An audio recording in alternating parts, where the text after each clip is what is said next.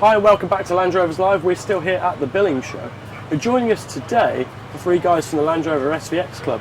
Hi guys, we've got Julian, Brian and Yvonne who've come to see us about what it is that you guys do. Morning. Yeah. So SVX is, what is an SVX? Well, it was a special model that was made to celebrate Land Rover's 60th anniversary. So all the SVXs are either registered in 2008 or 2009 typically. So they're typically about 6 years old now. And they came in three variants. There was a 90 hardtop, a 110 hardtop which really went abroad. There weren't any of those actually sold directly in the UK.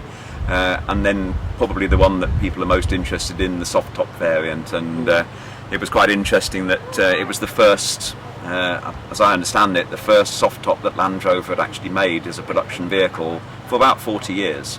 Wow. So the SVX is fundamentally a Puma vehicle. All its running gear and everything is all standard Land Rover Defender, but it has a number of special features, special wheels, special front grille, extra special dashboards and so on, so which just make it that little bit special, and it's got graphics on it to show that it's a 60th anniversary vehicle. Wow. So there weren't many. The other key thing, I guess, is that there weren't all that many of them. I think through Brian we've tracked down that there were about 490, I think, roughly, that were made as soft tops. Yeah, short wheelbase soft top. Yeah, of which about 300 roughly are in the UK, so it's a fairly unique vehicle. You very rarely see them on the road. So I guess they're really worth looking after. And we were talking off camera earlier about spares for these because they're so rare. I mean, Brian, you mentioned that some of the spares are quite difficult to get hold of now and keep them on the road. Certainly the bespoke parts unique to that production run were the soft top itself. Which was only made in the numbers to produce the cars. There wasn't that many spares. I mean, Land Rover parts would hold some parts, but very, very limited. Then there was the gear lever and the transfer box lever. The Recaro seats, which are of a Recaro design, but again with the Land Rover graphics on them. The roll cage is all designed and manufactured purely for that car.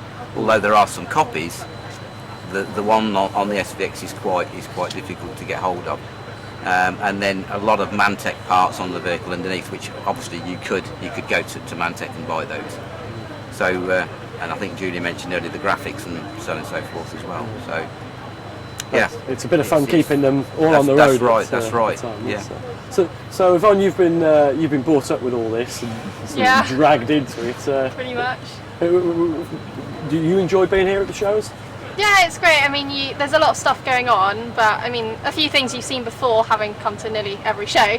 But yeah, it's good to have the club, and you can meet new people, and well, obviously the same people sometimes. But yeah, just the atmosphere is good, and yeah, I hear you've laid claim to a Land Rover of your own, then. Yeah, definitely. When I pass my test, hopefully, and a few years' time when the insurance come down, definitely a Land Rover. So. Well, good stuff. So you guys as a club, obviously there are so few of these that I guess you don't get to meet up all that often, but when you all come together at these events at Billing, I guess it's useful for swapping technical advice and stuff. Absolutely, what do you guys get out of being a club? I think it's the sociability, but also just sharing experiences and sharing information is really helpful. But to be perfectly honest, it's mainly the sociability, really. It's nice to, when you come to a show like this, it's nice to sort of have a barbecue in the evening and just be generally, act as a group of friendly people who share a common interest, really. Yeah, absolutely. So, well, the SVX is one of the most desirable Defenders that money can buy. So, for those who might be interested in SVX Defenders or what you guys are doing with them, where can we go for a bit more information on that? Well, we have a club website which is www.svxclub.co.uk, so that's basically the main source of information.